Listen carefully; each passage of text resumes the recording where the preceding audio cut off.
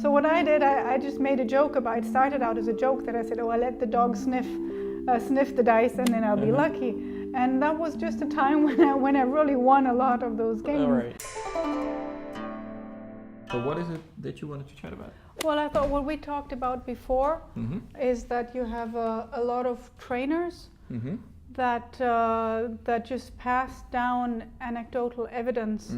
Like I remember in one of my first hypnosis courses, somebody said, and somebody I trust, and he just said something about the production of tobacco and that there residue of sugar in the tobacco, and I just believed that. And then I made a video for my clients, and I thought, okay, before I put a video up, I need to research it, and I realized it was total BS. Yeah. And this is by the way what you want to be looking for someone that instead of passing it on goes like, okay, let's check it and then pass it on, and and so you have a lot of even big trainers that repeat stuff they heard somewhere, and then we had it from the biases before, and we delete so much stuff, and then it's like when we're kids you played this game like and so it goes around and it ends changes, up and it changes and then often what I've seen is people when they start out in a field, whatever that field is they learn a lot usually in the beginning, and then sometimes they just get lazy and stop learning, and then maybe when you started learning in the 90s, for instance, you are very cutting edge and up to date with the stuff that was relevant in the 90s. So that's I mean, just look at me now. I studied psychology 345 years ago, and now I'm back in, and for me it's a totally different thing. If you didn't pick that up yet, Gwen is again at university, this time at King's College in London. Yes, but studying the thing neuroscience master degree. The thing is just the difference, because if I look at I just for interest sake, I got my old psychology book out, and I'm looking like, oh my God, there was no biology in there. There was there are stats on like the decay of knowledge, that it's every so many, the half-life of knowledge, that every so many years of the knowledge base that is like commonly known, or I guess scientifically known, not just by but it's like half of it is untrue at that point, and it's I think it was like a pretty shocking amount of years, like maybe 20 years or something, and already like half of the knowledge in the scientific base is not true anymore, which and it might be shorter, I'm not sure on the exact number there, but that is pretty shocking. And then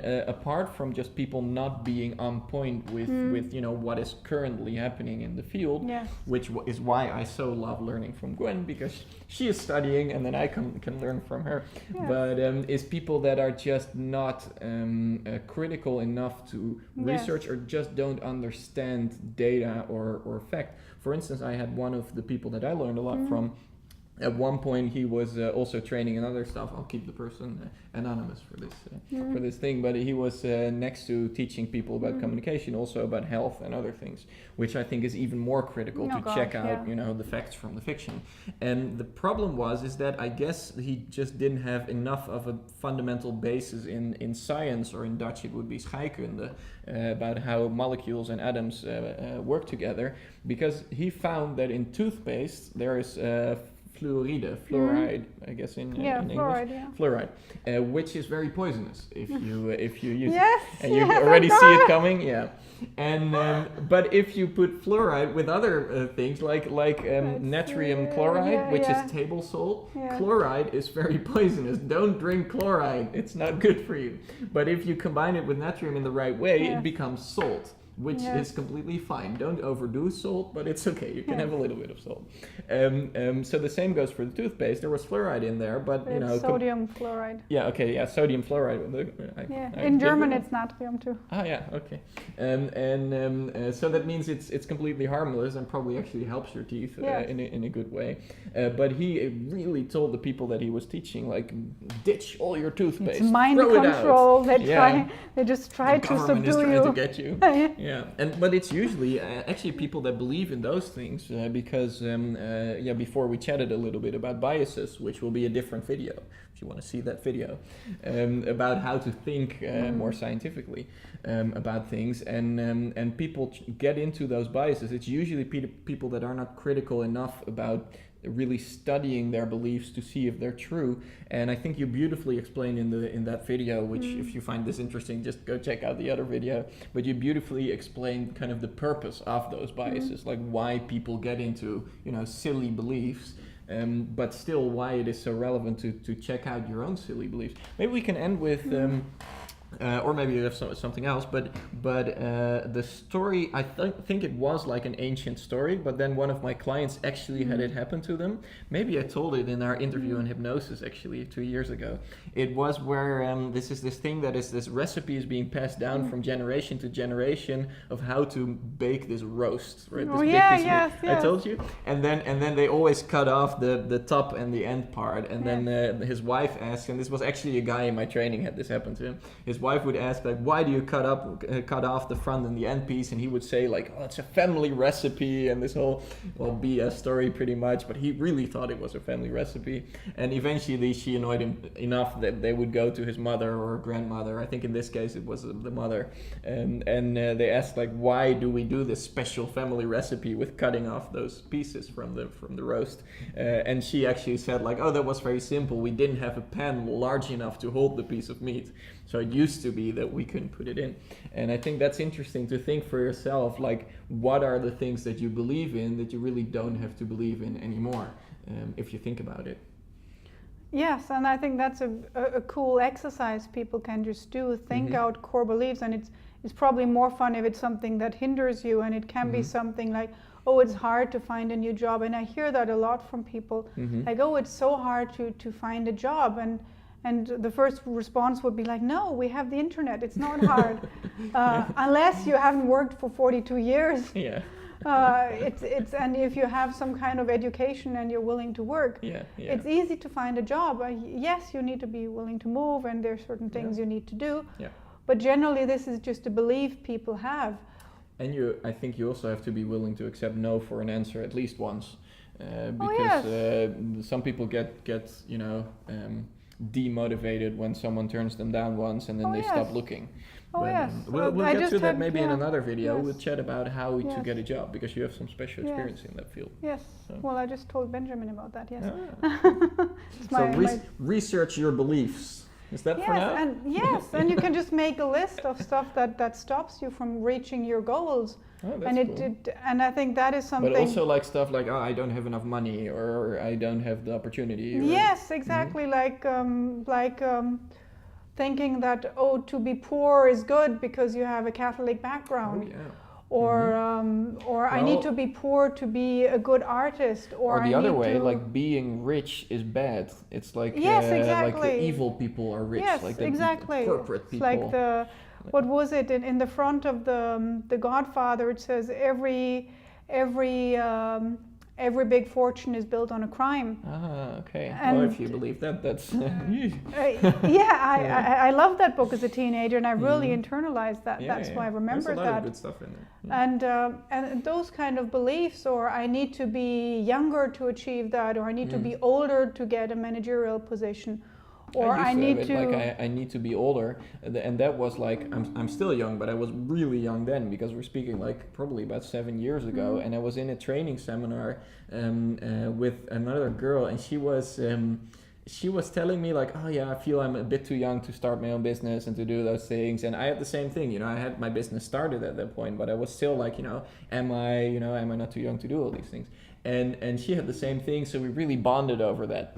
And then it turned out like later that she was like 7 or 9 years older than me.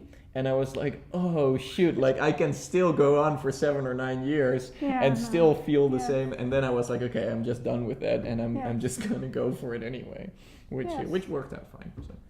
Yes, but those kind of beliefs can really hinder you. Like one of the beliefs that hindered me, I wrote math books. Yeah. A long time ago. There, right? That's your but your book, what right? hindered me is I was teaching kids how to do mental math, and I've never been good in math. Like, my husband, he's an engineer, and he thinks that, his world are numbers. And for me, I needed a calculator to calculate 12 times 13. So for me, I never really pursued it that much because it came so hard to me. And I figured, I need a degree in math to be credible in that area, which is total bullshit, because I still get people coming desperately to me, can you please help my child? Yeah. even though that's not what I do every day. But it's just how a belief can really hinder you on doing something that might have been really good for you. And it's really easy to just sit down and really find reasons how you can break it down. And the reason to break a belief is it's like, and that's a process I like to teach my clients, is if this kind of belief is like a chair you're sitting on, it has 4 legs, and you just need to really weaken one leg of that belief to make it crash. But your brain starts questioning it enough. Because often beliefs are formulated like this is always true. So for instance, it's like rich people are always crooks. And if you can find just one person that's rich, that's not a crook, then the belief is already not true. It might still be true that a lot of crooks are rich, or the other way around, but there's also a lot of crooks that are poor and in prison. Yes. Gotcha. And a practical way is just to make a list like that, to say, okay, who do I know who is not a crook? So you purposefully, so first you start with making a list of all your beliefs. Yes, and you just take one. You just take one. Be it the I don't want to be rich because rich people are bad people. Sure. Okay, so who are rich people that are good people? And then you can make a list. What good could I do? Yeah. I could donate money there. I like the saying, which is there's no amount of poorness that will help the world get better. So it's like, I think it's actually there's no amount of poorness that will help other people get rich. Exactly. So that's, so you could make a list, the poor nephew you want to send to a better school, your grandma who needs a new arm, and you can pay whatever things you have. Yeah, sure. You can just, if you just make a list of 10, 20, 30 things, you can really break down that belief. And it can be so freeing to really do that. And you can work your way through a whole bunch of beliefs. So you kind of start to purposefully disprove your own the ones beliefs, you don't want. The ones you don't want. And the ones you want stronger, you just do it the opposite. You just start making lists of why this is true. That would be cool also, to find the opposite belief and start proving that one. Exactly. Because that's the cool thing. If you saw the other video we did on biases, you can just, your mind is pretty much capable of believing any piece of BS that you want. So why not do it purposefully? So you would do like, okay, rich people are nice, for instance, or let's say most rich people are nice. Let's not exaggerate and go too far. But there's a lot of nice rich people. That could be a belief, and then you purposefully start to find proof for that. But it could also be something else, because we're now talking a lot about that as of richness, it has something to do with being happy. It might also be something else, like I can't have a dog because there are a lot of responsibility. Oh, I played with that. With this because I like a really cute dog, and every time I see her dog, I go like, oh, I want a dog, but then I'm away from home a lot. That might just be a belief. You can take a dog if it's small enough. No, I played around with that. Because we have this dice game, we taught you that dice game last night. So we have this dice game, and we play a lot of games at home. So my husband and our children. And I played around with it because I just said, okay, I can get myself to believe anything. And whatever I believe really kind of shows up in my life. Mystically. It manifests. No, it's just, the stars. So what I did, I just made a joke about it. It started out as a joke that I said, oh, I let the dog sniff the dice and then I'll be lucky. And that was just a time when I really won a lot of those games. And so whenever the dog sniffed, and it went so far that my daughter adopted it, like, oh yes, if the dog sniffs, I'll be lucky and I'll win. And the thing is, my daughter and I, we won all the time, and my husband lost all the time, and he got really annoyed to the point when the dog licked the dice, he refused to touch them. But I'm not sure if it was really that much of the dog or the belief, but you can really get yourself believing into something if you choose to. I did a Dutch video on being lucky. If you like, you can watch that one about how you can use these things, and I referenced the video that Darren made with the lucky dog too. And so there's a lot of, I think there's enough in, like, you can do this exercise and just see how it starts changing stuff for you when you take on these new beliefs. And if you want other things to watch, you can watch the video on biases. And the one I did, if you're Dutch speaking, you can also check out the video I did on being lucky. That will be interesting too. That's a cool one. So, thank you very much. Thank you.